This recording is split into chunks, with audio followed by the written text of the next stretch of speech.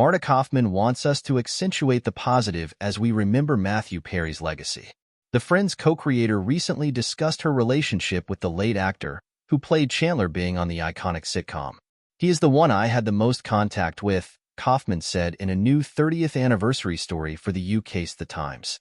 "About 2 weeks before he died, he and I were FaceTiming and he seemed really good." Kauffman went on to consider how Perry should be memorialized. "Two things come to mind about how to celebrate him. One of them is to donate to drug treatment centers. Let's fight the disease," she said. "And the second way is to watch Friends and remember him not as a man who died like that, but as a man who was hilariously funny and brought joy to everybody." In the same story, the series' other co-creator, David Crane, reflected on learning about Perry's struggles with addiction.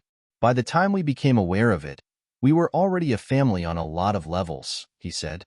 "There was a point where we said to him, 'Do you want to stop being in the show?' And he was adamantly like, 'No, this is really important to me.'"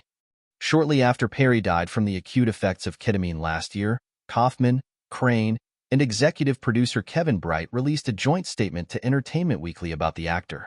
"It still seems impossible," the trio said of his death. "All we can say is that we feel blessed to have had him as part of our lives." The statement continued, "He was a brilliant talent. It's a cliché to say that an actor makes a role their own, but in Matthew's case, there are no truer words. From the day we first heard him embody the role of Chandler Bing, there was no one else for us."